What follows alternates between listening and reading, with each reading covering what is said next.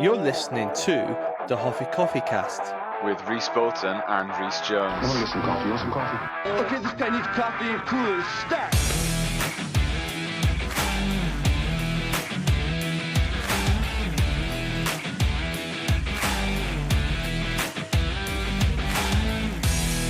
Damn good coffee. And hot. One. My God, this is the first time we're doing the video camera. We are, isn't it? Yeah, let's hope we're not camera shy. I know. Well, I mean, you're not with your exploits, should we say? That sounds really bad without context, doesn't it? I mean, you know, do you know doing like the reconstructions and stuff. That's great.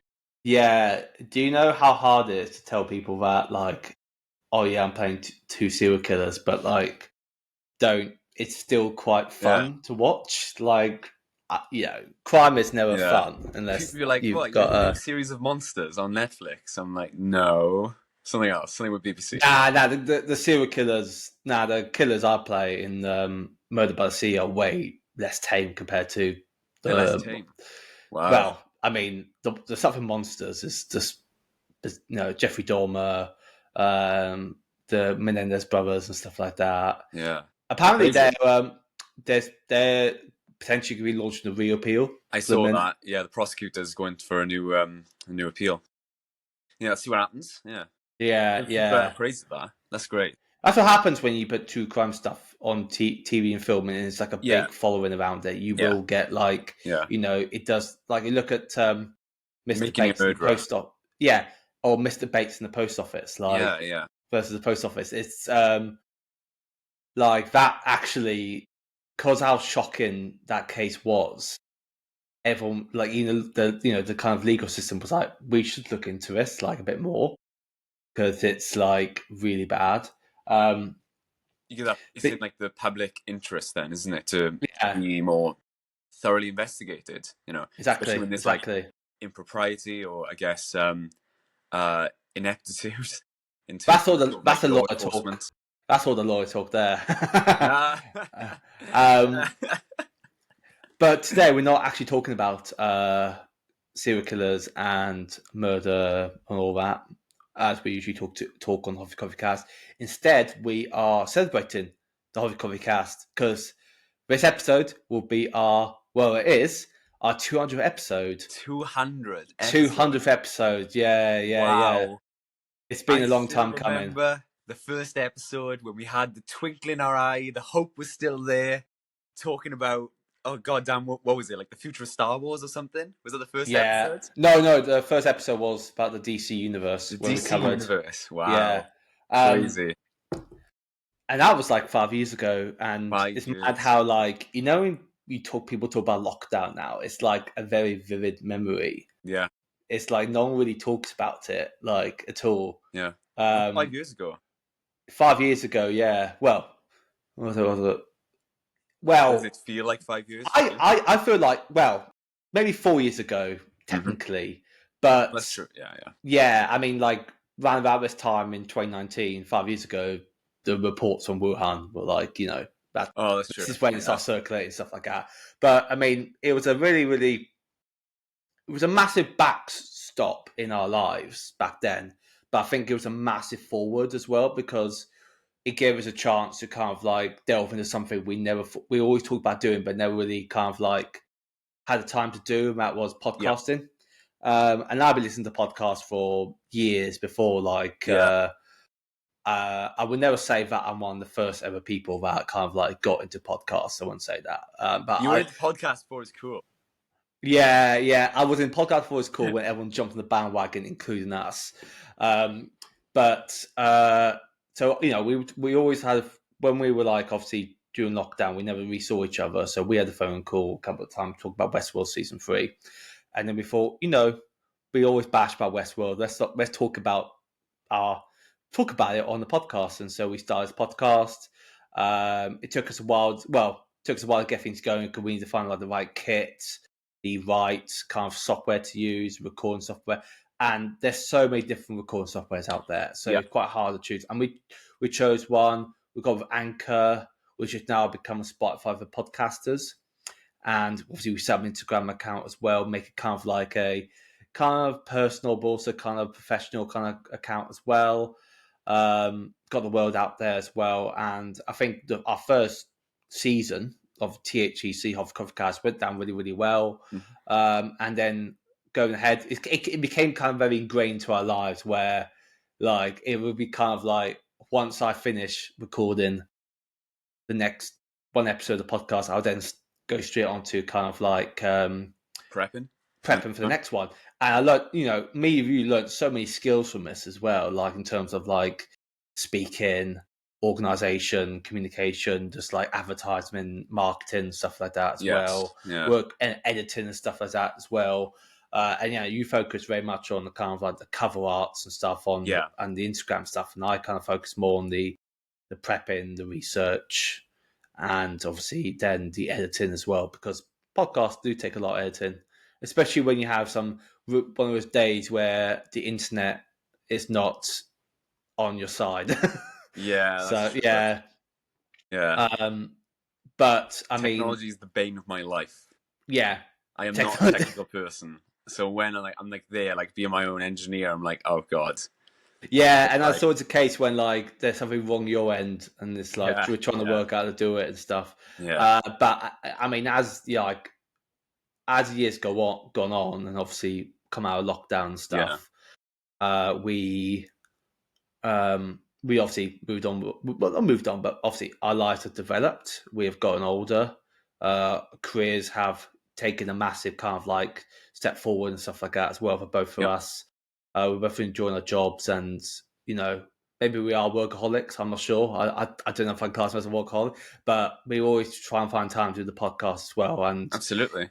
And I mean, we've covered. I mean, we've kind of lasted quite long than some other podcasts as well. Yeah, I remember when we made our 100th episode. We were saying to each other, what podcast can say they've reached 100 episodes?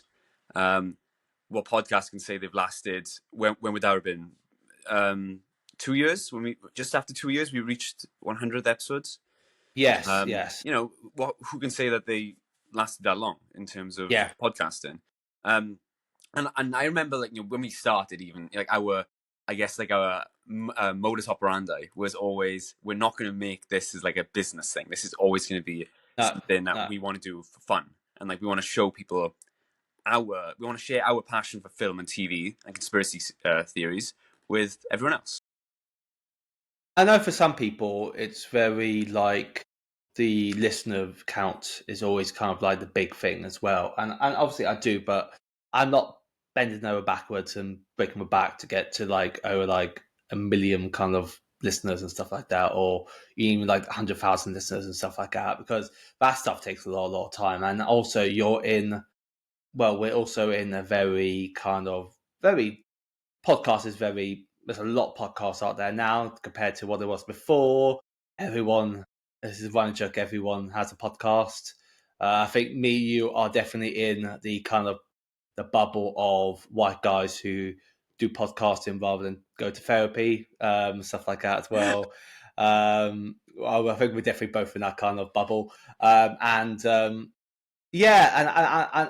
honestly, like it's a side thing, to be honest. I never want to make anything more because I know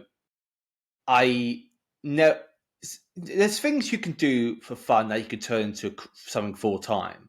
But there's also things you can do fun that you want to stick to part time, and I think with this, it's definitely a nice little part time thing to do as well. It's great.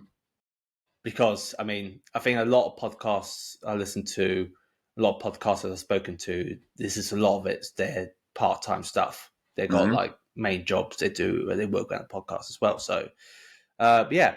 But anyways, I've gone for a bit of a tangent. But it's good, mate. It's good. I think it's quite a nice little introduction. But to celebrate our 200th episode, we are doing something new. We are doing 200. 200. We are doing something new. We are doing our first Q&A on the Hoffi Coffi Cast. So we've asked for viewers, listeners, fans, our friends, etc., to send us over some questions they would like us to answer. There is a big mailbag by me. So we were going to go through that, and come early. He's got the mailbag sack. Yeah, Santa's come early. Yeah, and I'll be yeah. It's a lot on here. So we probably won't good timing.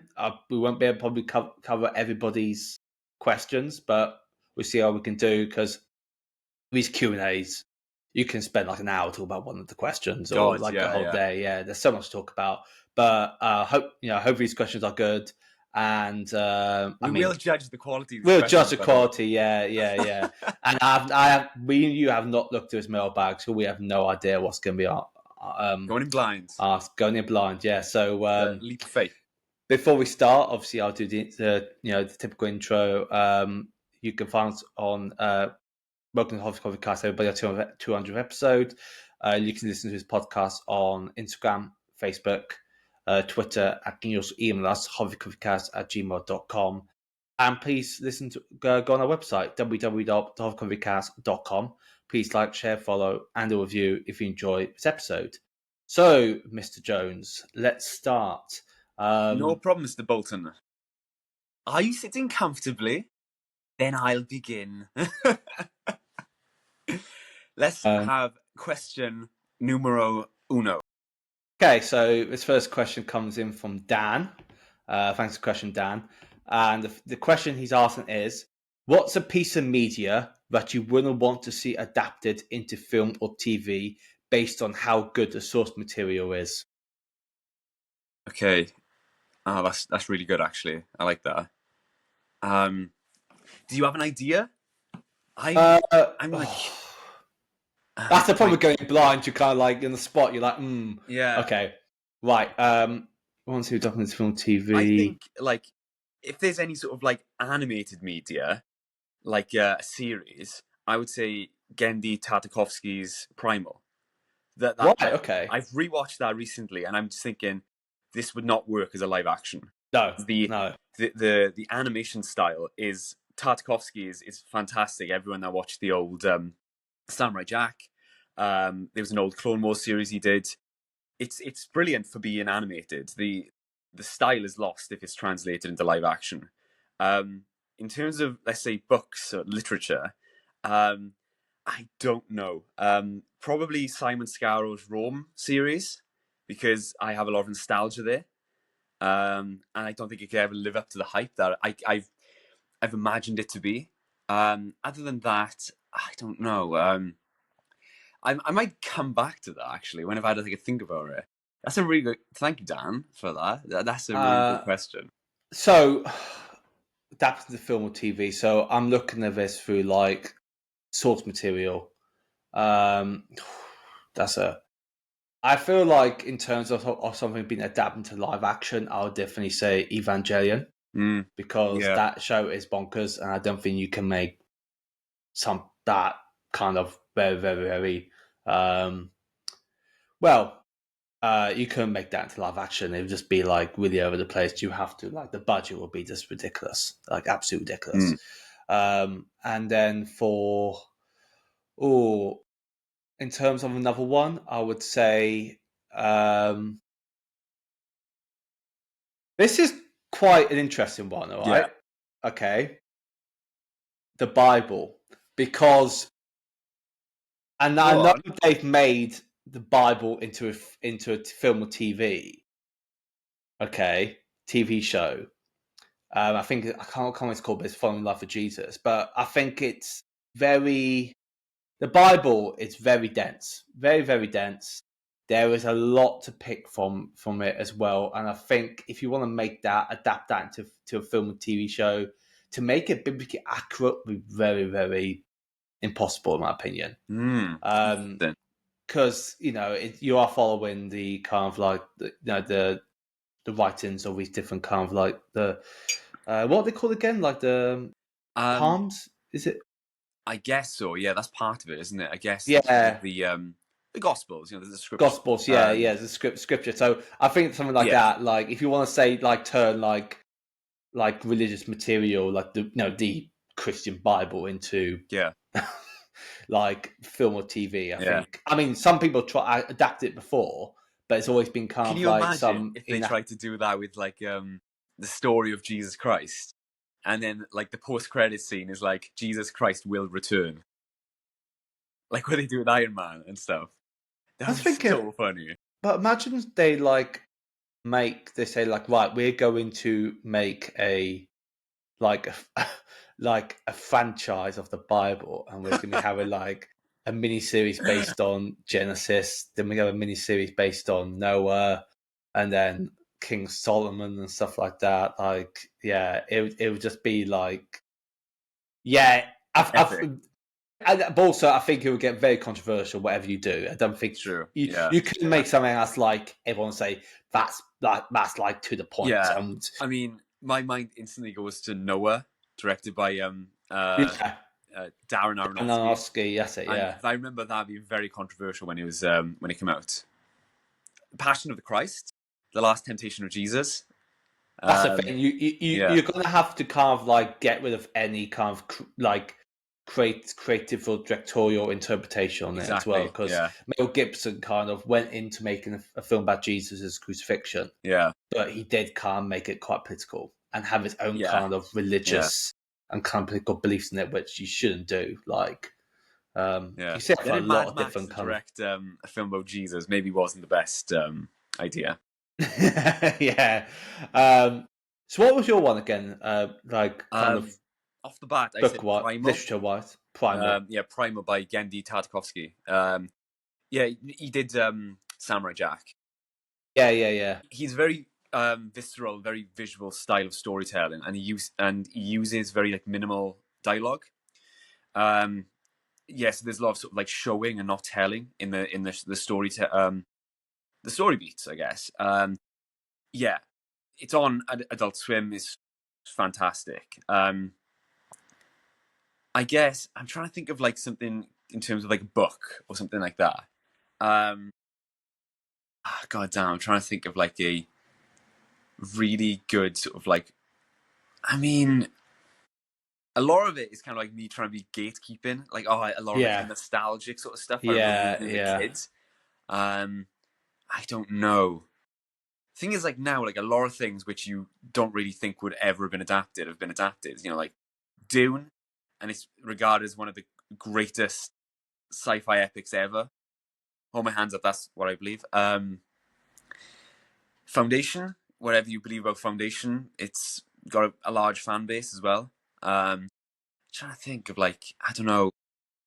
Would you say Watchmen? Because I know the TV show Watchmen really wasn't following the core source material Watchmen. Obviously, it's like kind of like it's a creative interpretation of what like follows after Watchmen. But Zack Snyder's Watchmen was a good kind of thingy, but like Zack Snyder totally missed the whole politics of Watchmen. He approached it from a very Ayn Randian, individualist approach, whereas the original, you know, is it Alan Moore when he wrote Watchmen? It's very left wing and it's very unapologetic in his politics. And Zack Snyder kind of either forgot or utterly ignored the politics of that. You're right. You can't get a good Watchmen, and you're right with the Watchmen show. That's based a little bit on After Watchmen, the DC run. Robert Redford's the prime. I was going to say prime minister, the president. Yeah, it's really weird, but I enjoyed it. I really enjoyed it. David Lindelof did a really good job on that. Yeah. But I think with Watchmen, you have to get very political into making that as well. You've got to follow like, because it's quite really left wing as well, and as well, you can't make Rorschach kind of like a fan favorite, which Alan Moore hated, and that's why he went out his way to kind of like turn everyone against Rorschach. Probably the same argument Todd Phillips had with the Joker. Oh yeah, you could say that. Yeah, this is someone who is not meant to be glorified. Yeah, you know, he's someone who is pathetic, is a social outcast. You might be able to sympathize, maybe not sympathize, but pity him. But you can't really relate to these characters because they are brutal, sadistic killers at the end of the day. Right. I think that answers that question. Thank you for that question, Dan. I don't know what other ones I can think of. But I mean, one of the biggest ones before used to be Tolkien. True, like the Silmarillion. I mean, if you could, I mean, that like the Laser Balerians and the Silmarillion. Then, yeah. Because I think whatever Rings of Power is trying to do, it's not like the first age. I think Beren and Luthien, the Children of Húrin and the Four Gondolin, you can make those into films or like miniseries. But if you want to kind of like have the whole Silmarillion be like, I'm going to make this into a show, a franchise, I think it's a lot more. Because again, it's like a history textbook, isn't it? It's like this happened, then this happened, then this happened, and stuff like that as well. All right. Thank you, Dan, for that question. This next question comes in from Sam. Hi, He's got two questions. Hi, Sam. Ooh. And this one here is we can try and cover both. But the first question is, if you could create your own Star Wars Disney Plus series, what would it be about? And what are your thoughts on Chris Chan? Oh, God's sake. He's hitting us with a curveball. Right. I don't know how much you know. Right, let's do the Star Wars one, and we'll go on to Chris Chan. Yeah. That I'm a little bit gobsmacked for a sec. Right. Okay. Star Wars. Right. Okay. I would choose either an actual Darth Plagueis origin story, preferably following James Luceno's book, the Legends book, Darth Plagueis, or God, I would love I would absolutely love a kind of like a gunslinger sort of like story coming into this town, and there's sort of like an old man in the town who is like, he was a former Mandalorian, and he's given up his guns, he's given up his Beskar, and they have to fight the sort of like local warlord or something. And actually, something about Darth Krayt. Anyone that's like deep in the lore of Star Wars knows that Darth Krayt was a Jedi during the Clone Wars, and he lives so long that he ends up fighting Luke Skywalker's grandson. It's crazy. It's a crazy story, but that's something I'd love to see, actually. How about you for the Star Wars Disney Plus show? So I'm going to stick to the one I've always wanted to see and I've always talked about, and I think you know which one it is. I want a miniseries about Darth Vader. Just the main person is Darth Vader. Yeah. So obviously, protagonist, but also kind of like antagonist as well. Yeah. And set straight after the events of Episode 3. I want it to cover a bit of the PlayStation VR game Vader Immortal. Oh yeah, that's great. Basically following Darth Vader, who is still kind of like recovering from the death of Padme. And obviously he's been, forced by the Emperor to kind of submit to the dark side. And the Emperor obviously wants him to kind of like get rid of all compassion and thought of Anakin Skywalker. Obviously, and when we get to Episode 4, A New Hope, Darth Vader doesn't really, that whole side Anakin Skywalker goes. But for this, I really want to see Darth Vader try and find a way to bring Padme back to life, and just be a big quest with him going around trying to find this kind of like this not holocron, but maybe there's some sort of like old like Sith kind of like or an artifact that can bring people back from the dead. Mm-hmm. There's a really, really good, cool. I think it's a fan art, and it's Darth Vader standing over Padme's grave whilst Naboo is on fire, being attacked by the Empire. Yeah, and that'd be such a cool kind of like opening shot to that series. But also, I want to make it R-rated. I want to make it gritty. I want to make it dark. I want to make it R-rated. Like, I think an R-rated kind of Darth Vader series would be good. And I mean, looking at R-rated, like, you see like how bloody, like, lightsaber cuts and Darth Vader's murdering people is just going to be like, it's like interesting because Jedi Fallen Order sort of vibe. But I think it's quite interesting because you kind of like you look at a different side of Vader, thinking about where he's not fully turned into Darth Vader yet. He's still Anakin in a way, and maybe this kind of one is his last shots of him basically before he turns to fully into Darth Vader. Cool. And I think it'd be quite an interesting thing where it's kind of things where you're pro Vader, but then you kind of anti as well because he's still like, no, he's a villain. Yeah. And he's a murderer and stuff like that as well. And I think that'd be quite interesting. That's fascinating. Yeah, I like that. Yeah, it'd be dark. I wouldn't say very horror-esque, but I think it'd be quite dark and it'd be quite interesting looking at like kind of like how conflicted this iconic character is. That's fascinating. Oh my god, that would be really good, actually. Yeah. What would you call it? Oh, I think I'll just call it like Vader. Ooh, short and sweet. Yeah. Or Star Wars Vader, or the Dark Lord, or something like that. Like Vader, Dark Lord of the Sith. Yeah. So, and you can kind of get inspiration from also the Marvel comics of the run of Vader as well, which are really, really, really cool as well. You can get stuff from that as well. So that's it, and I think it'd be amazing. It'd be amazing, in my opinion. I'm just ego in my own stuff. Like, no, that's what we need. I do personally feel like this is something Disney needs to do, just to kind of like Disney is pussyfooting around the idea. They need to do it to save themselves because I don't think Skeleton Crew is going to be big.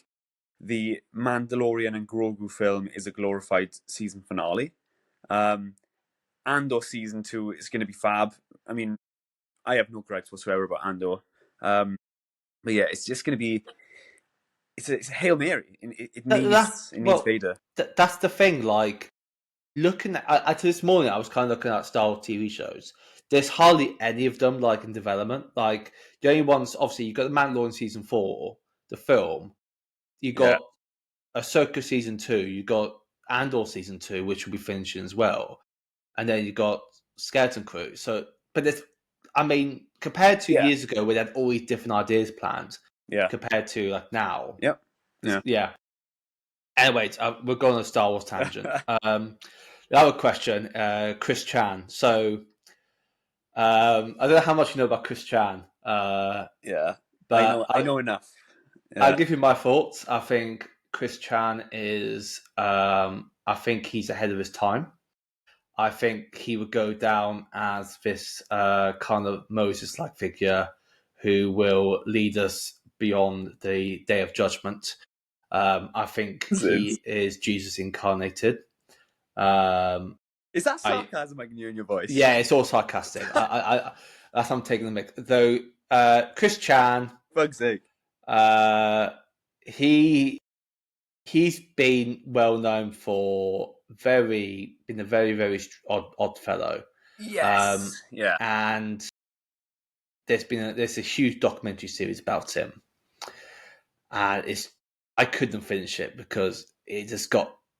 Sometimes it felt like I was literally like watching the Joker, but like really kind of like spread out. It's basically about 40 hours or whatever of basically a man just getting unhinged and being outcasted from society. Yeah. And I think I binged it for a bit and I realized I had to stop this because it was just too Jesus weird. It's crazy. But he went to prison for a bit. He's now out of prison. He's still doing his Sonic Chew stuff. And I mean, I don't put myself out of the way to find out more about Chris Chan because of how weird, like he's an oddball, isn't he? And I just get info from people, and I'm just like, oh, okay. What about you? I'll echo your sympathies. Maybe not about the Jaws is an analog, but I think it's a really good analogy. He's very popular. I'll say that. I'm not personally like invested in him, but Can you see me tiptoeing around the subject? Yeah. I know enough about him to not like him and to find him very disgusting, and hoping he gets the help that he deserves. Therapy, a lot of it. But otherwise, yeah, Chris Chan is a part of internet and meme culture forever. And he is oh god, he's a very unique individual. That's me being very civil. Yeah, I think I don't know what I can say about it. I think I just kind of wrapped up my thoughts, but that's my thoughts. I mean, I think what we need to say. Yeah. From Mr. Chan. It's like he's like if you mention, it's like someone mentions a name and everyone's just kind of like, I don't want to talk about it. It's like no. But obviously, we're happy to talk about it. Yeah. That's what I like about this. I like this is our first. Who he is, don't look him up. This is our first non-TV or film related question, which I like. Bring them on. All right. Thank you, Sam, for those questions. Thank you, Sam, for both questions. Right. So, the next question comes in from Josh. Hi, Josh. Who, well, he's got a couple of questions. A few questions. Are we allowing questions? Multiple questions? Let's have a look now. Which one we can choose? Actually, we got two. Right, we got two. We go through two. Right, yeah. So the first question is, what game franchise would you like to see adapted into a film, TV show?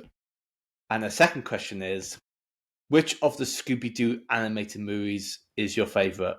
Oh, that's a good question. Right. First question, game. Video game franchise. Yes. Probably Resistance. I like. That's an old PlayStation franchise, I believe. It's very similar to something like oh god damn it, like Falling Skies, I guess. Or like, it feels like Fallout, but the vibe and the sort of story is very much like Falling Skies, actually. Assassin's Creed, but done right and in a serialized television format. Oh god, I don't know, Battletoads. I don't know. Toads. I'll come back if I think of another one. What about? Right.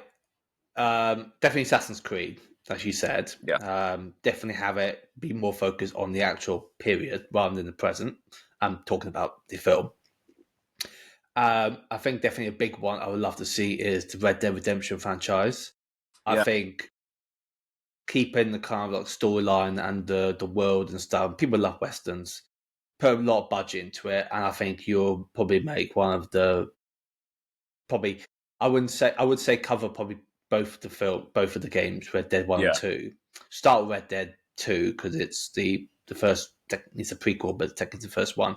Yeah, and I think keep the characters, have some really good casting of those characters.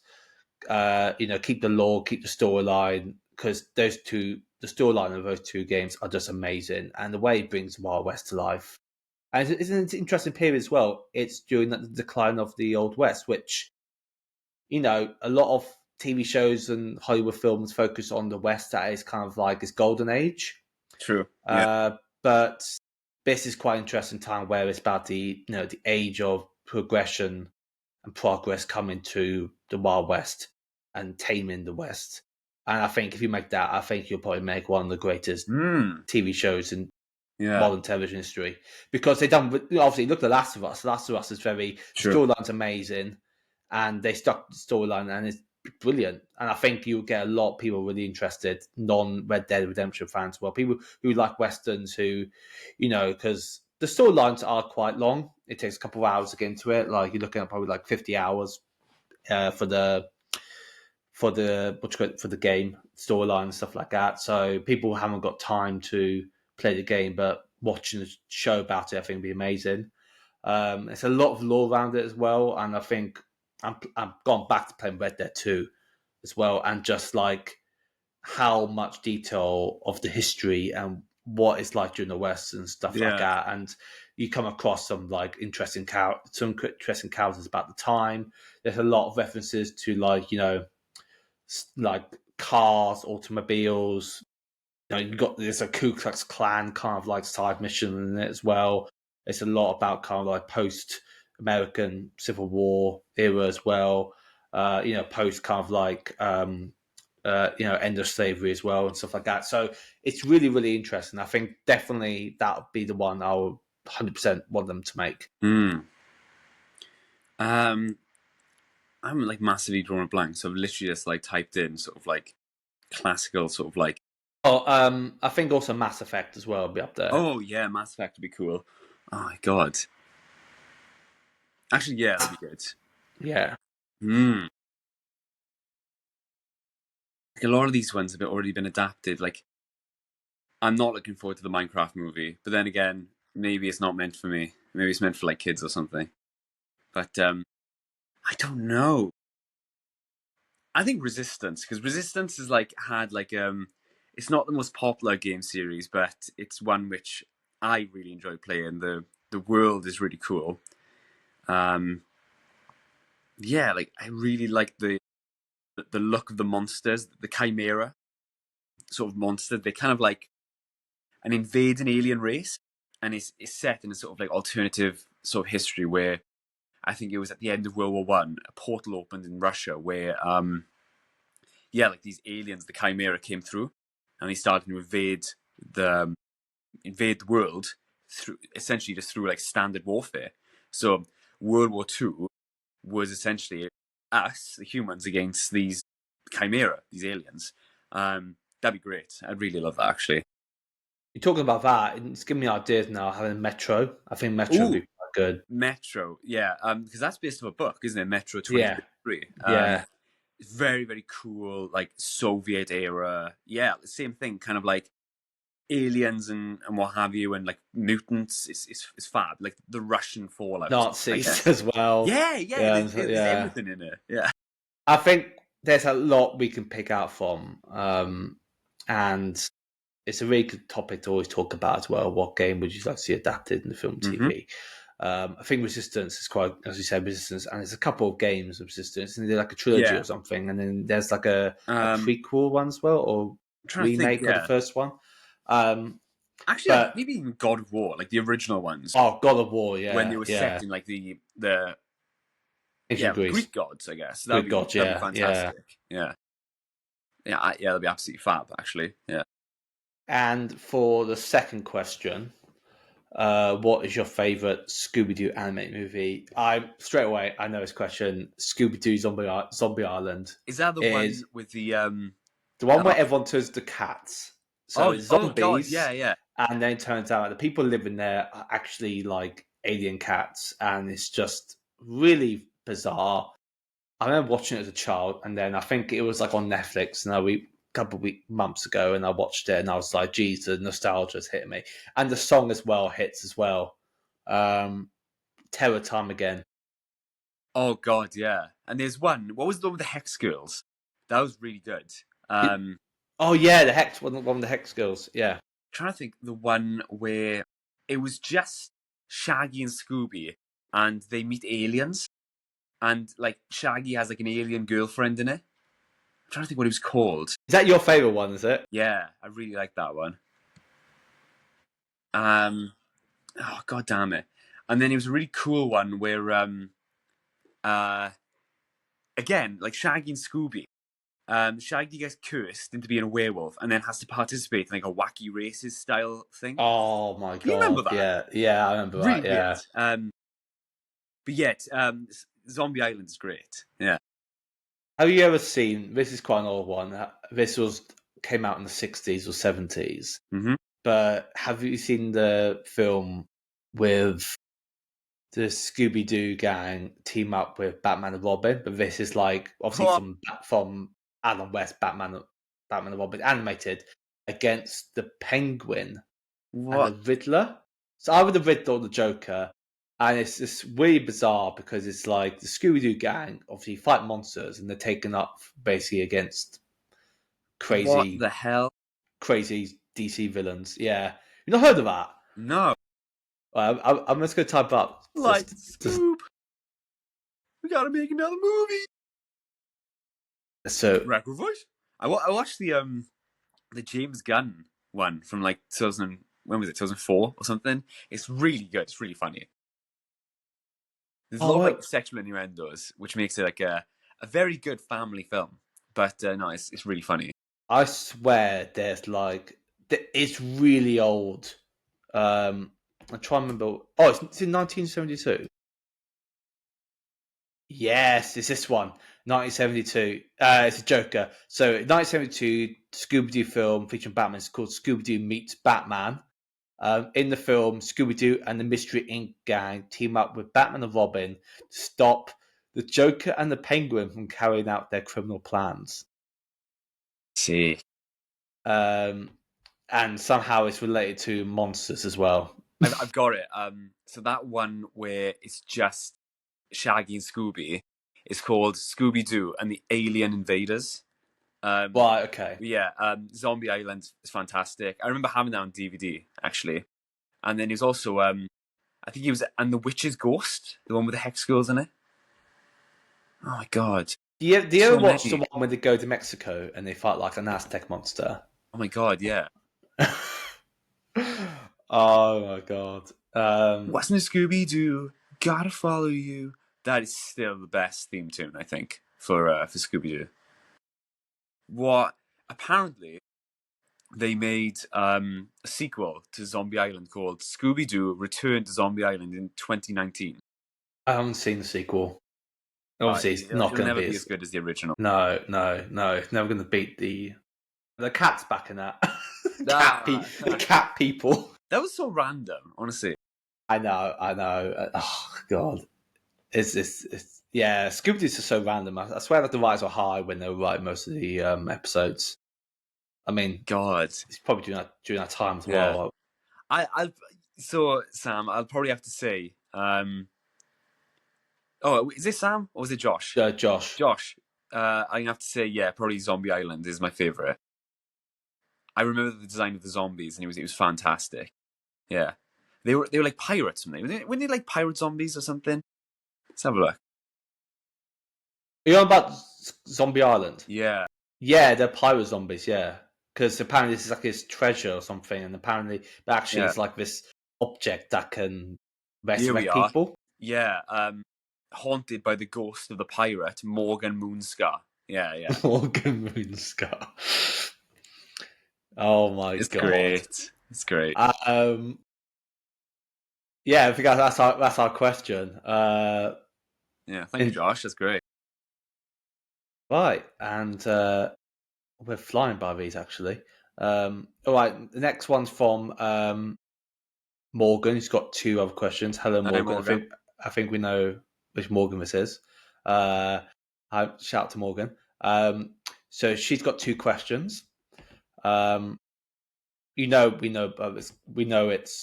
Miss Morgan because we're saying she. Well, yeah. So Morgan's got two questions. If you could only watch the same three films for the rest of your life, which three would you choose? And the second question is, how did the teen genre by John Hughes impact on all later films aimed at young people? That's a good question. Right. Okay. So what was the first one? If you could only watch three films ever. If you could only watch the same three films the rest of your life, which three would you choose? It's pretty much Desert Island, three films to take with you. Yeah, I mean, your mind instantly goes to Peter Jackson's Lord of the Rings trilogy. But then I'd also say stuff like Gladiator, Highlander, and God damn it, probably like Hot Fuzz. Okay. Yeah. If I can't have, Lord of the Rings and say the Lord of the Rings trilogy is one. Well, that's all three though. Yeah. Like, would you count that as one film? It's a film in three parts. Yeah, because I originally wanted it to be one book. So I'm cheating, aren't I? Okay, so this is my one. So Dunkirk, number one. Dunkirk. I'm just looking. Gladiator, number 2, and then I will probably go with. So hard. I'll probably go with Aliens. Aliens. So James Cameron's one. Yeah. That film is just amazing. I think that's it. I don't think I'll get bored of either of those, to be honest. Even though I watch them like hundreds of times. It's fascinating. Yeah, I would include Lord of the Rings, but yeah, are we going to allow it as one film? No, well, for you, we'll make it 3. How about that? Like, there you go. That's your answer. Like, it's so typical answer. I'm over here like actually thinking. You're just like, yeah, Lord of the Rings. Like, I mean, it's easy. No, otherwise though, yeah, as I said, I would choose Gladiator, Highlander, and Hot Fuzz. But you are right. They like, come to think of it, like Interstellar is great. Dunkirk, they're fantastic. Yeah, I want to pick like actually like not like I would not too happy films, but kind of really good films. Yeah, like they're kind of like they're positive, but also a bit. Do you get what I mean? They're out there in the middle. I'm not choosing something else like Happy Feet or something, or something like the Joker. I mean, if I put the Joker, I couldn't watch Joker for the rest of my life. I struggled to rewatch it for the review episode because it was so depressing. yeah. So what was yours again? Are you going to go full on Lord of the Rings then? Yeah, I'm probably just going to be like that person and just say, yeah, Lord of the Rings. Fellowship of the Ring, Two Towers, and Return of the King. Yeah, because they are fantastic. The extended versions, mind. Have to go with the extended. Right, everyone heard it here. Welsh has just chosen the 3 films that everyone will ever choose. So yeah, Desert Island Disc. You're definitely picking Mr. Brightside in your Desert Island Disc, aren't you? Yeah. Well, one song can you only Come on, man. Have some use your imagination. Like, I'm taking the piss. Oh yeah. You have to think more. I'm not putting you on the spot. Oh no, I'm just like my mind is instant. I'm being that person, and my mind just instantly goes to Lord of the Rings. Yeah. Okay. No, to be fair, they are good. They are good to watch. They're fantastic. I think meme-wise, I'll have to forget about the memes because I think it would just becomes it. All right. And the other question about John Hughes, I'll repeat that question. Oh, yeah. How did the teen genre by John Hughes impact on all later films aimed at young people? So, for that, I just need to remember John Hughes films. Breakfast Club. Yeah, I've Googled it. Okay, so what... Breakfast Club, Ferris Bueller's Day Off, 16 Candles, Pretty in Pink, Weird Science, Uncle Buck, Planes, Trains and Automobiles, Some Kind of Wonderful, Home Alone, first one, prolific. He helped launch the careers of the Brat Pack. Yeah, that's a good question. Just have a look now. So what John Hughes' films done really, really well, where they're quite light, but also focusing on serious teenager issues as well. There are like a lot of like Ferris Bueller is a comedy, and it is about like a guy who pretends to be sick to go on a day off and stuff, and you can tell he doesn't care. He wants to live in the moment. He doesn't want to care about the future, his work. And there's obviously the really big kind of interesting moment is when Cameron basically has there's Cameron. There is a moment in the film where it's a big discussion about that Ferris Bueller is actually he's keeping his anxiety hidden about the future because he doesn't know where he's going to be. And I think that's quite really interesting discussion to talk about with teenagers is during this time is kind of like, this is during the period where parents kind of expect children to go up to college and go and do this and stuff like that. Like, and I think like even happens today, like some teenagers are pressured by the parents to be someone that they don't want to be. And I think that's, in terms of a comedy, John Hughes does it really well with Ferris Bueller's Day Off, where you're loving kind of Ferris Bueller because he's kind of like he breaks the rules, he's a bit of like, he's a rogue and stuff like that as well. But he's also, he also looks at basically like how actually Ferris Bueller is not that confident as he seems. He's actually like very anxious about going forward, and his parents are quite suburban. They're like the wealthy. His dad's very much like middle class, isn't he? Middle class. His dad he works in the office in the city, business and stuff like that. There's obviously the Reaganism to outside as well, where that's the thing. Like his parents, obviously, they don't know what he's going through, and I think the film is quite good. We're kind of talking about how all teenagers during this time are very insecure about where they want to go in the future, and I think John Hughes does a really good way of talking about that. Breakfast Club, really interesting because it's all about these different people from all walks of life, and it's interesting as the obviously the film goes on that these people where you think, oh, they're like, straight away your like perception of them is this, and then by the end of the film they are completely the other side of what you thought they were. Obviously we're talking about like teenagers from broken backgrounds who are troublesome. You also got teenagers from happy backgrounds who are depressed. I mean, I think this is one of the earliest kind of teenage coming of age films that actually talked about kind of mass murder shooting and depression. Because one of the characters, basically, the reason why he was sent to detention was because he brought a gun to school. And I don't know if he was about mass murder shooting, but something about suicide and stuff. And that was a very serious kind of thing to talk about. And I think it opened up the eyes to a lot of people that, this is what your sons and daughters are going through and stuff like that. And, but stuff like this is happening in every single high school in America at the time as well.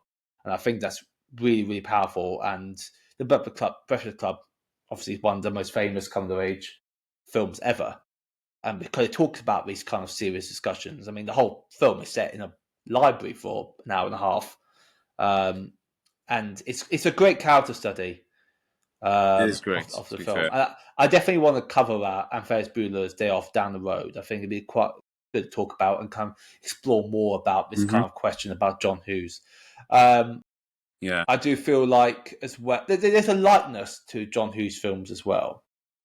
And Home Alone obviously is very much looked at kind of really, really young years as well. But I feel like as the years gone on, there's a lot of more comedy elements that are taking inspiration from John Hughes, like Superbad, Booksmart, and stuff like that. They're really much focusing on, what's the one with Matthew McConaughey, that really famous one? That is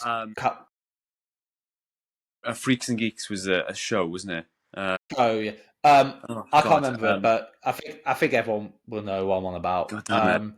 But obviously, those kind of were inspired by John Hughes. But there has been a really big point where there has been a bit more kind of like serious, kind of more stuff into teenagers in high school. Dazed and Confused, yeah. With Euphoria is like the big one where it's kind of like it's looking at the same issues John Hughes talked about, but making it pretty depressing, to be honest. And it's very dark and it offers a different kind of perspective at like, which I think is quite unrealistic, to be honest. I think that's the thing with Euphoria. I find it's a bit over the top in my opinion. It's hyper realism. So it's hyper realism. You can say that things in the show happen, but not at the frequency or not at the exposure that we are shown in the show, in the series. Yeah. So I'm not sure if his actual term really, but I think of it as it being hyper realistic. Yeah, it's and also and I'd add to what you were saying about John Hughes basically being an early sort of people have done it before, showing about, I guess, adolescence and sort of like the coming of age sort of story. You have like American Graffiti by George Lucas, and I guess like other sort of like cool show films. You have stuff like The Wanderers. Obviously that's a very cult sort of like film, but again shows sort of the adolescence and the feeling of belonging and finding one's community in and the cultural and generational divide in America. And then John Hughes, I guess, was very good in that he spent time with National Lampoons, and I'm just having a look now. See, he was writing for them. He wrote the screenplay for National Lampoon's Vacation, and I know that doesn't really focus on like a lot of the adolescence, but it shows about the family dynamic in a very comedic way. And then you have like 16 Candles was his directorial debut. That was very, very good. That was lauded at the time as being very, I wouldn't say exposing, but it was very good in showing, the adolescence and the hopes and wants and anxieties of the adolescents at the time. And then you guess you have like really like fun sort of like zany comedies, like Weird Science, very sort of like, I would say it's quite puerile in its humor, but it's very boyish. It shows the sort of like at the end of the film they become much more like mature characters, sort of showing the maturing of characters over the course of the character arc. Then as you mentioned, like the Breakfast Club was very, very good, and these different characters, as you were saying, they're there for different reasons and they're very different people, showing that just because they're in the same age range, they're all adolescents, doesn't mean that they're exactly the same. They come from different walks of life, they have different aims and objectives within their life, and I guess you get things then like what else do you do? You have like as you were saying, Ferris Bueller's Day Off is one of my favorite films. It shows, it's very hopeful in that film. It doesn't, I don't think, go as dark or as like edgy as The Breakfast Club, because people don't think of The Breakfast Club as edgy, but the topics that they discuss in the film are very sailing close to the wind at times, and the sort of the Ferris Bueller's Day Off was much more showing sort of like the close-knit sort of like friends, and showing how they decide just to bunk off for that day, and they don't get drunk, they don't do anything kind of out of the social norm. They go to an art gallery, they go to the stock exchange, Ferris Bueller is singing at like the parade in the city, and they go to like the game, and they go to a restaurant. They pretty much experience adult life, but they do it at their pace and they do it their way, and it shows that like they are, I guess, putting their feet in the water of adulthood. They're just going into it at their own pace, and it's very, very, it's fascinating. People look at Ferris Bueller's Day Off as just it's just the really zany head teacher and the neurotic sister, and they're all after Ferris Bueller because he's a slacker, he's a I guess he's a easygoing sort of like what would you describe him like? He's not really, doesn't really fit into any sort of like archetype. So Jeffrey Jones's character, it's really interesting how we watch this as you get older, because when I first watched Ferris Bueller's Day Off, I was a kid, and me and you grew up kind of like with teenagers, we started kind of a bit more, we hate our teachers and stuff like that. We kind of like, we didn't like the whole teachers were so fussy and kind of like restrict and give us rules and stuff. And so when I first watched Ferris Bueller's Day Off, I was very like taking the piss and laughing at the principal because it's like, oh, haha, he's trying to stop Ferris, from, he's trying to stop Ferris and he's failing. As I got older, I realized that the reason why the principal is so obsessed with Ferris is because deep down, the principal wants Ferris to succeed. Yeah. And obviously, as I got older, I kind of realized that. So my kind of view of Jeffrey Jones as the principal is very different than when I watched him when I was younger. And he's defeated in the end, isn't he? Yeah, he's forced to go on the bus with all the kids, and his ego is destroyed, and his suit is destroyed. It's horrific, actually. It's really funny, all the kids like looking at him, and you got like is he what's the song? One, yeah. By Yellow, isn't it? Yeah. Is it the race? Yeah. I think so. Yeah. Yeah, isn't it? I want to touch on the Breakfast Club quickly, and then we'll wrap up this. It's a really good question, Morgan. Thank you, because I think it's something that you can talk for hours about it. It could be a whole episode on this question.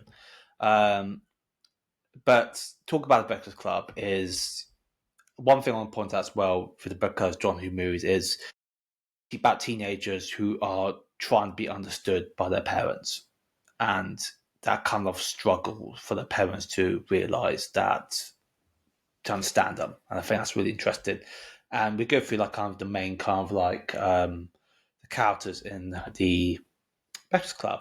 So I'll go through these now, kind of, about each of them, and you can straight away kind of gives you basically a reason why they're in detention, but like kind of like who they are, but also what's misunderstood about them as well. So Claire, she is the popular girl, and because of popularity, it subjects her to intense peer pressure, while her bickering parents use her against each other. So she's caught up actually at home in kind of like this, in between the mother and dad and stuff like that as well. Yeah. She receives attention for skipping school to go shopping. Bender, John Bender, the most famous one, all that. He reveals the physical abuse he and his mother suffers at the hands of his father, including cigar burns as well as other injuries sustained from his father, physically abusing him.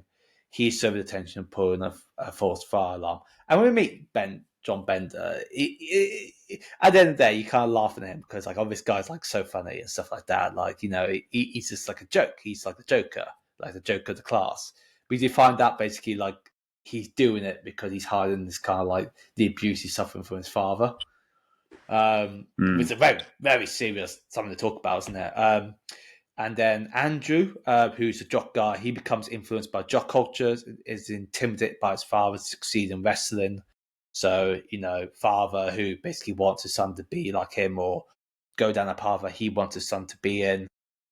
He was given detention for taping the students' buttocks together in an attempt to win both his teammates and his father's approval.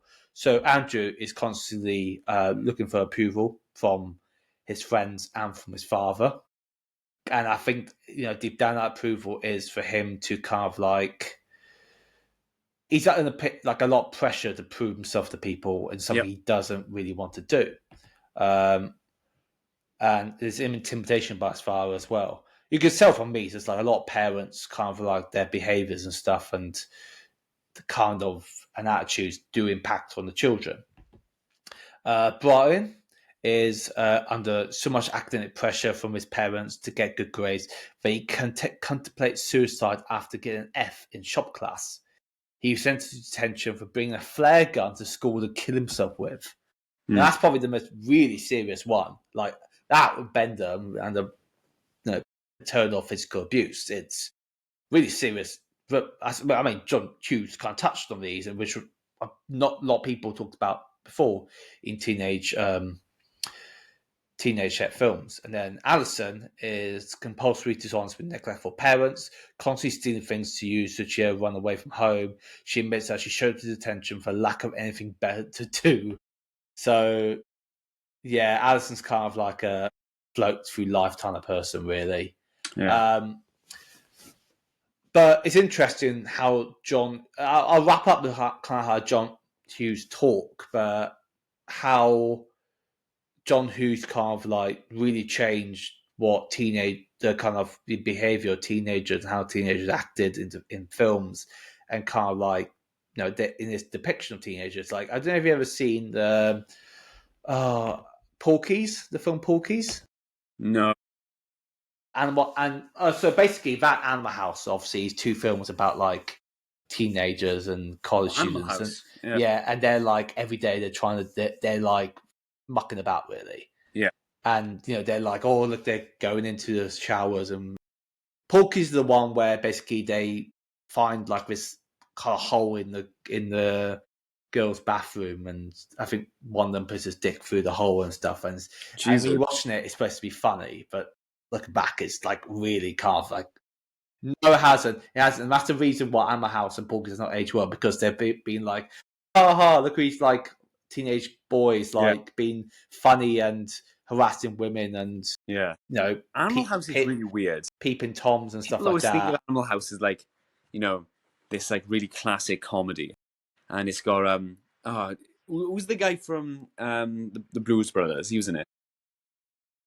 John Belushi. John Belushi. Like, he was in it, and it's like people always say, "Oh, it's like one of his best sort of like films and stuff," and it's like it's not great. It's not. It's like it's really inappropriate. Like, and I'm glad that like John Hughes decided to actually make about teenage kind of heard really more serious and high school stuff, rather than like guys just doing this and that, and then it's like that kind of typical attitude of boys will be boys kind of thing. Because I mean, even for the time, that was really just really badly inappropriate. Yeah. But anyways, let's just wrap up on this question. I mean, John Hughes, basically Paramount director and writer, who has really transformed and really developed the way and of how we, of teenage set films going forward, especially in America as well. Right. Thank you, Morgan, for those questions. I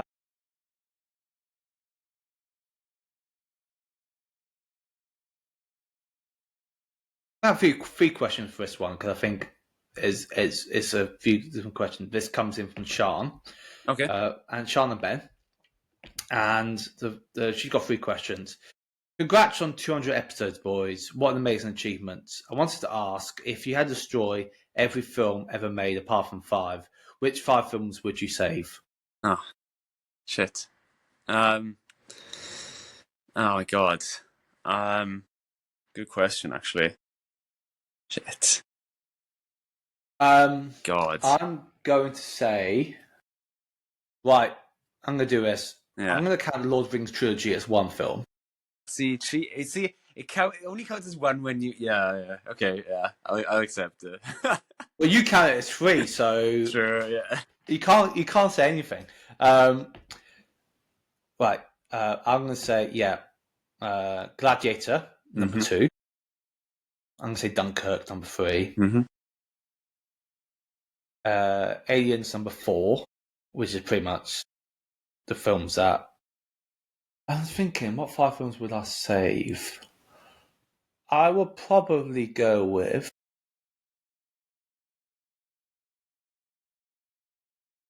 Superbad. Play. That's my 5. What about you? Right. Yeah. So Gladiator. See, this is so hard, because I'm like just trying to think of like my favorites and like which ones I want to keep. Like, what are the best ones? Like, so right, 1 locked in is definitely Gladiator. Oh God damn it! I'm gonna say, damn it, why am I struggling to think about this, honestly? Because I'm like, I just want to choose like yours. I'm like, I want to choose the ones. You can't choose. Well, you can choose mine, but yeah, yours have already been saved. I can save like 5 other ones, so I'm gonna choose Apocalypse Now, Full Metal Jacket. God damn it. I'm trying to think of like a comedy. National Lampoon's Vacation. Right, okay. Yeah, because I fucking love that film. And God damn it, the original Star Wars, the original one before George Lucas messed with it. Right, so that's for. So we're talking about Hand Shot Greedo first. Yes, that one. Yeah. Okay, Hand Shot first. What's your fifth one? God damn it. I'm gonna choose Hidden Fortress. Yeah. The samurai film. Yeah. Hidden Fortress. The Kurosawa film. Yeah. Akira Kurosawa. Yeah. Kurosawa film. Yeah, that's a good one. Okay, but those are mine, and I think yours ones. Even though I took Lord of the Rings, which would have been for you, I've been Stole 3 it of from your us. 5. That'd been 3 of your 5, but. No, I'm not letting you have that opportunity. You've got to think other films. And then the other question she has is, what has been your favourite memory from the podcast over the last 200 episodes? Cool. Fascinating. Okay. I think I really liked doing the my God. I liked the gunpowder plot episode for the Cases of Conspiracy. It was really fun. Yeah. I really enjoyed that. That was very fun, actually. And I really enjoyed reviewing for Drunkachinos episode Constantine. Yeah. Even though I think looking back now, I don't think it's worthy of Drunkachinos. No, but I liked our discussions on it. And then our discussions on The Boys, fantastic. Oh, see, but if I have to choose one, have I got to choose one? Is it your favourite memory, which is... Favourite memory? Memory, yeah. I remember the sense of achievement I felt when we finished reviewing, at the time, all of the MCU phases. That was very good. The sense of completion, catharsis I got from that. It was very, very fun. So yeah, probably that. My favourite memory of doing the podcast is getting drunk and reviewing Star Wars Holiday Special. Oh yeah, because I think that was so funny. I think one of the few times on this podcast I was slurring because I was drinking. Back when, because of our time, back then, well, we drink while doing Drunkachinos, but I mean, we can't drink on a Sunday morning at 10, otherwise with the alkies, we may as well go to Spoons or something. That's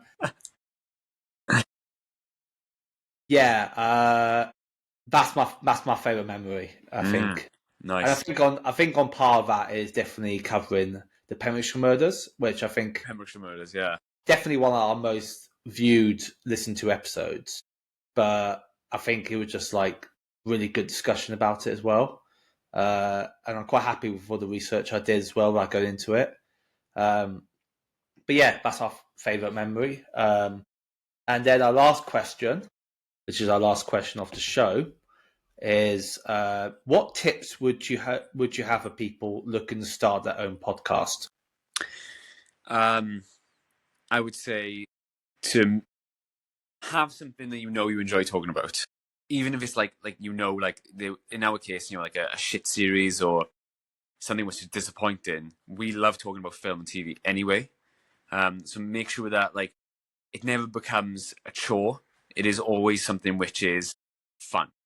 Obviously we get some issues with IT, technical issues, but doesn't really degrade from the actual discussions we have. So if you to choose a podcast, I guess have the subjects that you can talk about always. Doesn't matter what mood you're in or where you are, how you're feeling, that you'll do something you'll enjoy. That's one of my mottos in life. So yeah, that. Yeah, I think that's a really, really good kind of advice. I think for anyone who, from me, anyone who's starting their own podcast, I think number one, do it with someone else. Don't do it by yourself unless you want. A podcast with just people, I think with just one person, you'll end up kind of just like storytelling. I think those are quite good ones. If you like describing like a murder or something, or a murder case, or like a conspiracy theory and stuff, and it's just a story time kind of thing, I think that'd be good for you. But I think if you want to have discussions, I think it's really good to kind of have someone else with you. So he's co-hosting, so you can bounce off ideas and discussions, and then you can have debates, which makes it very interesting. Otherwise you're just talking to yourself about, like, I couldn't talk about Gladiator or Dunkirk by myself because it's just my opinion. But it's interesting having Reese here to kind of like say, oh, actually, this is my opinion, and this is why I see it. So it's really good, and you can have these good discussions as well. And then you bring on ideas which I never thought of before. Same for me. And also with the case of conspiracy, because I do some research, but then you come up, find your own research, and then you say some additional stuff which I didn't know about. So it's interesting. So in our way, both of us are learning, but the audience is learning as well. The other one is do it on something you enjoy. I have seen too many podcasts where I've seen basically there's this really awful podcast I saw, and I think it was on Twitter, but it was just memed. It was a bunch of like 16-year-olds like doing a podcast with them and their mates, and literally just talking about like what they're going to be doing in Ibiza. And I'm like, what is this?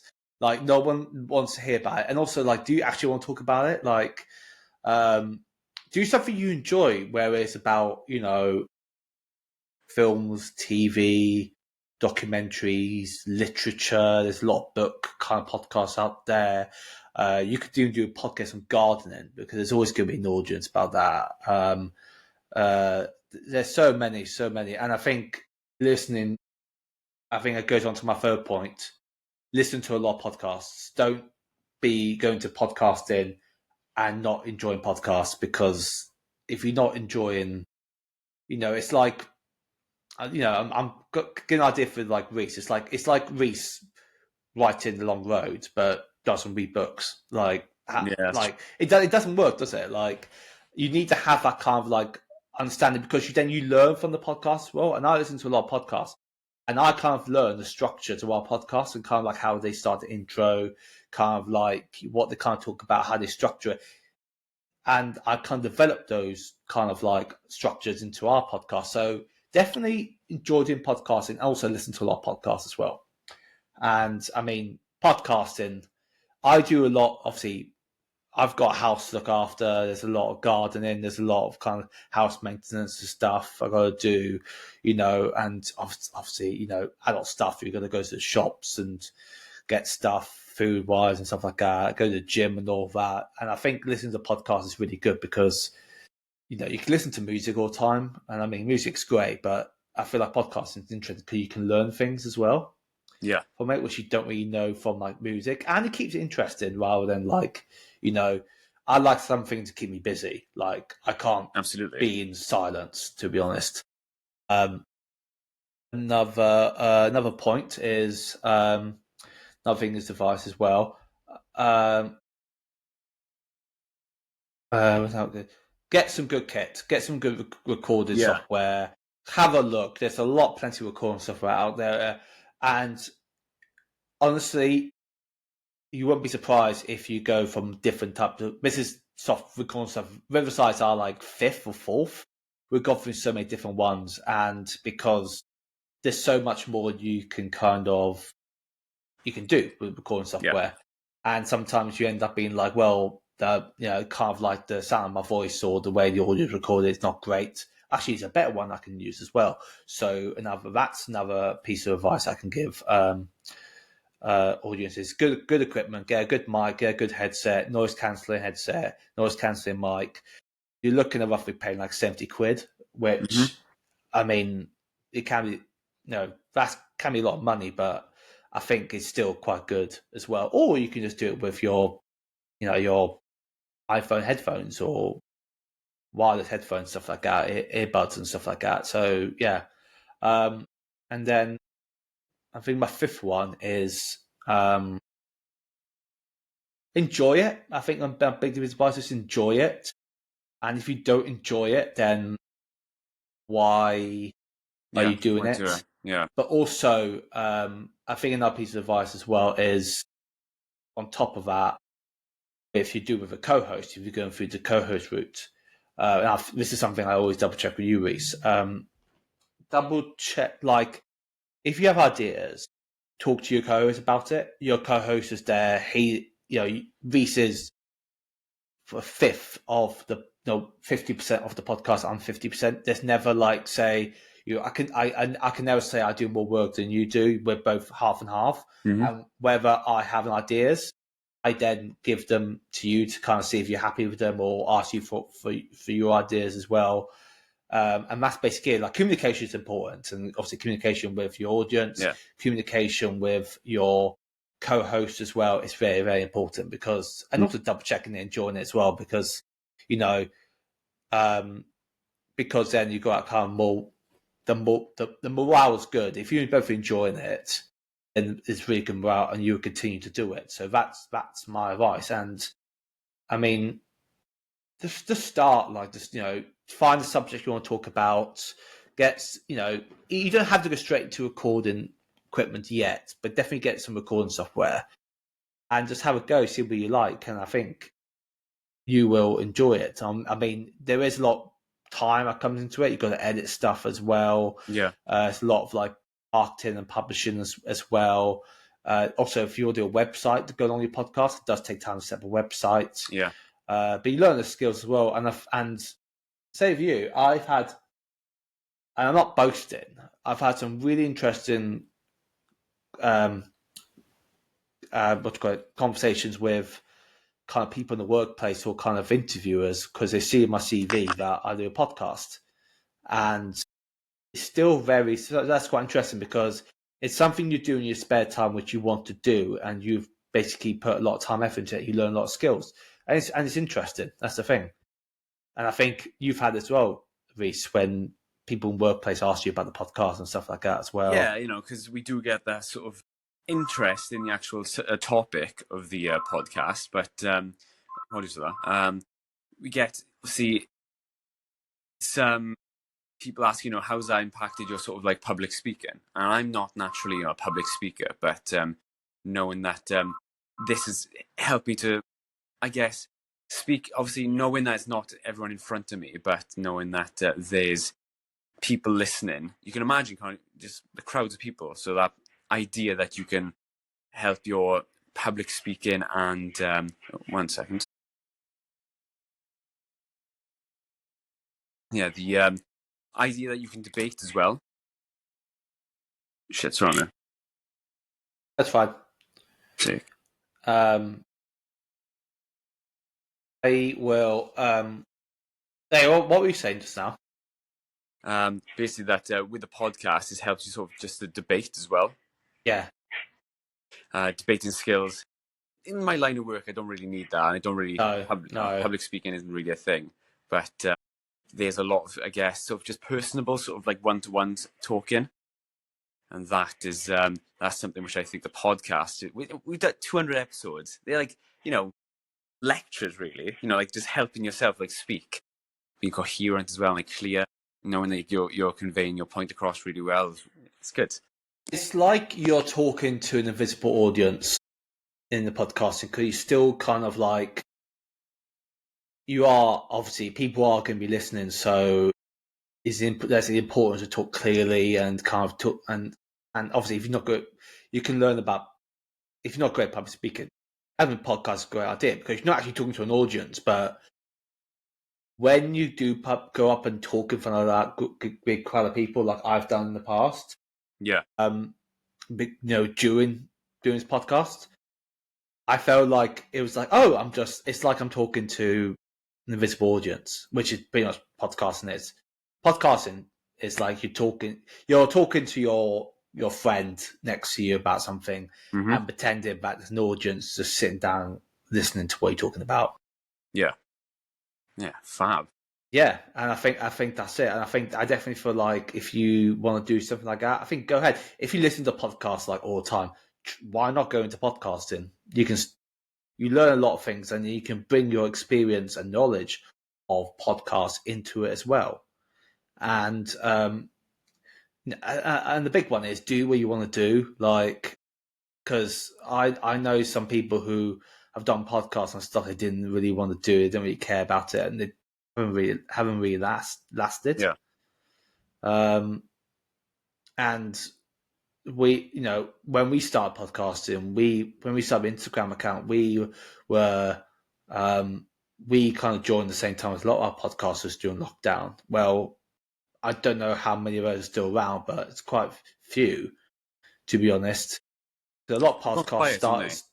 Well, a lot of podcasts started during lockdown, but then when obviously lockdown kicked off, they when it kicked off, it was just very when it obviously when it kicked off, everyone was doing podcasting because a lot of free time.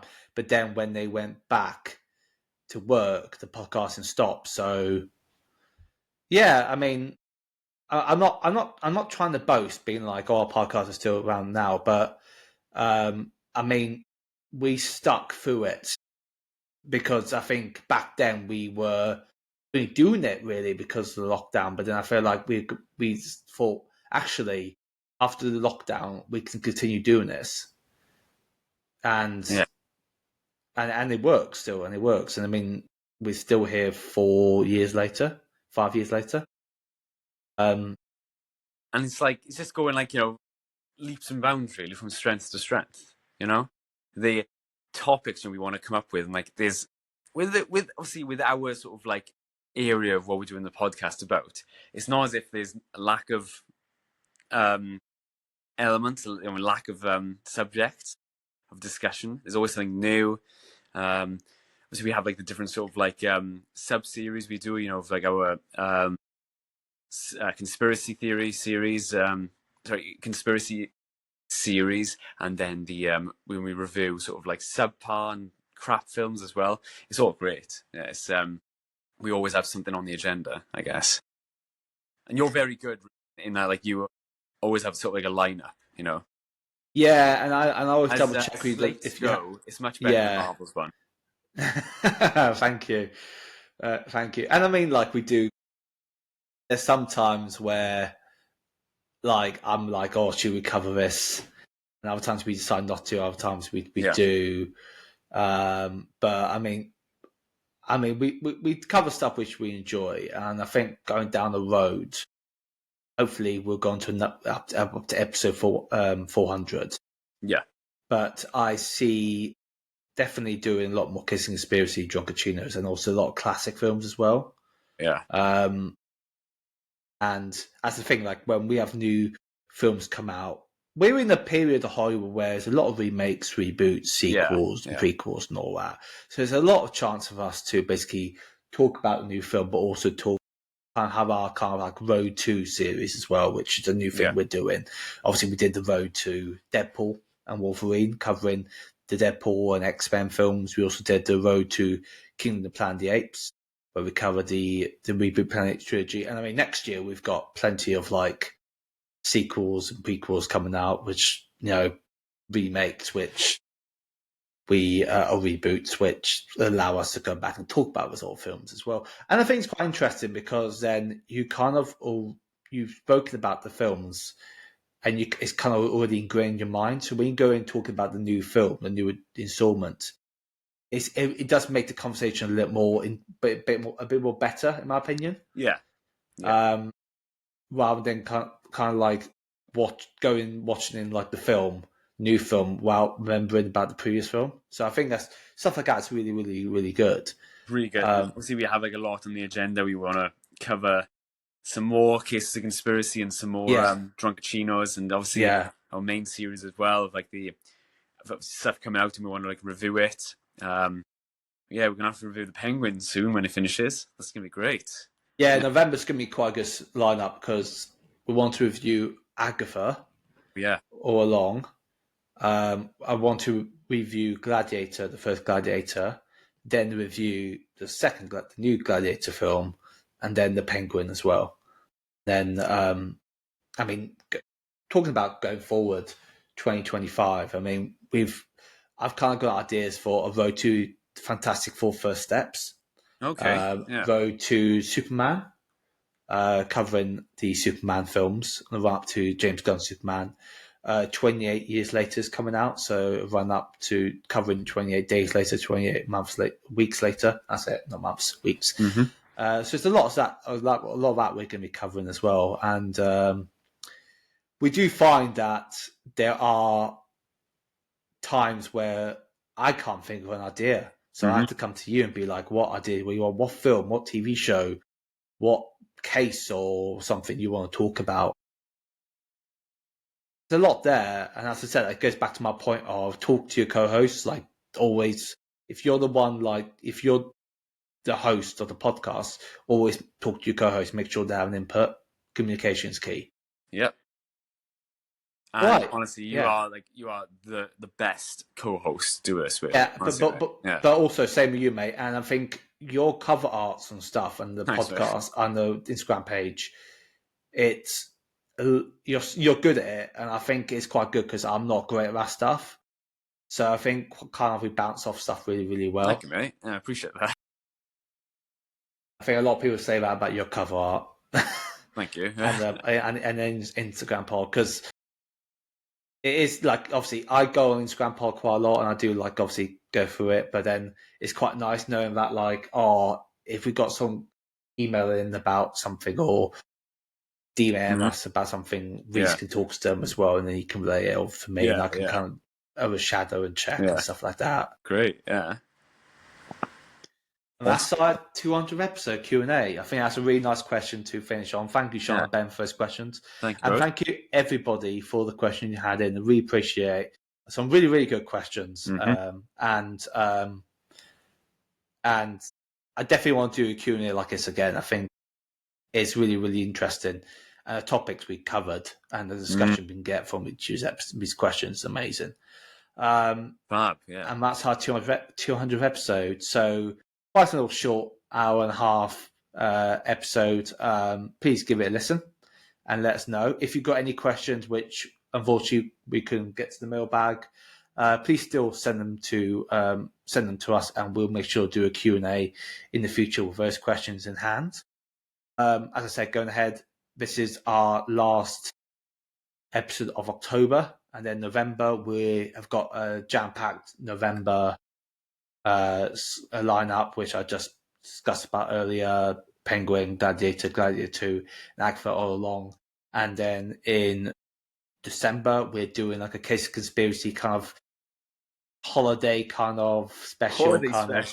Holiday special. Yeah. And also we have got some other stuff we're going to talk about as well, and also Dune Prophecy we'll be talking about that as well. And then concluding season 5 with our 2024 review. Awesome. And then move on to season 6. But I mean, thank you for everybody for listening. Thank you so much, Reese, for being on this journey with me from June 2020, and thank you. Thank you for everything. It's been such a pleasure to work with you. Thank you, mate. And here's to another 200 more. Definitely 200 more. Years. I definitely want to beat the 1,000 kind of thing. But but I think we've got enough content to, unless like, I don't know. Well, I think even if we were 3 kicks off, I think maybe you would try and find a way to still do podcasts. Yeah. The Hoffi Coffi cast must prevail. Be one of those radio stations in Fallout, which So there's no new films coming out this week, but we've got 100 years worth of film to talk about. Anyway, so let's talk about these. Starting with the Great Chain Robbery from 1900. So thank you for listening. Please like, share, follow, and if you enjoyed the episode, please make sure to visit us on our website, where you can find out all information about our podcast, more information about us, and where you can email us with anything you want to talk about. Share this with everybody you know. And if you've got any other questions, please let us know. We have another mailbag. Yeah, and you can listen to us on Instagram, Facebook, Twitter, and you can also email us hofficoffi@gmail.com. You can listen to this podcast on Spotify, Apple, Amazon Music, Overcast, iHeartRadio, and Pocket Casts and Google Casts. Another thing we want to talk about as well is the long road. So I'll let you do your part for that. Thanks, mate. Yeah, so as I've said in previous episodes, the Long Road is an epic fantasy adventure novel written by myself and by my friend Morgan Rickards. So it follows the journey of two intrepid rival emissaries from warring kingdoms as they have to traverse a war-torn no man's land and having to deal with scheming lords and vicious monsters and wanting to deliver their messages to the warring factions. They're going vice versa. They're going across mountains and rivers and, as I said, war-torn no man's land.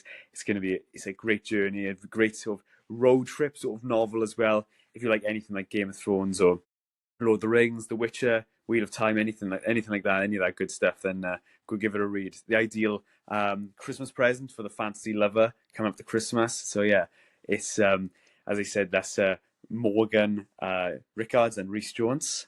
The Long Road. It's available on Amazon, and if you're in the US, in Barnes and Noble. You can check us out on our website, which is rickardsandjones.com. Also check out Facebook, Instagram, Rickards and Jones Authors. So yeah, for any updates and anything news about second and third books coming out as well, go check it out. Yeah, go buy it now. Enjoy it. Lovely stuff. Thank you so much, Rhys, and thank you everyone for listening. And enjoy Halloween. Come up next. Happy Halloween. Thursday, happy Halloween, and we'll see you on the next Hoffi Coffi cast. Bye-bye. Well, that wraps up another episode of the Hoffi Coffi cast. But before we end, me and Rhys want to thank everyone for listening. And if you enjoyed today's episode, please be sure to like, follow, share, and review. In addition to tell your friends, family, and fellow nerds and coffee lovers about our content. We both enjoyed talking about these topics, and with your help, we can strive to be bigger and better and bring out much more to our fans and listeners. I'm your host, Rhys Bolton. And I'm your host, Rhys Jones. And we'll see you on the next Hoffi Coffi cast. Take care and goodbye. Bye.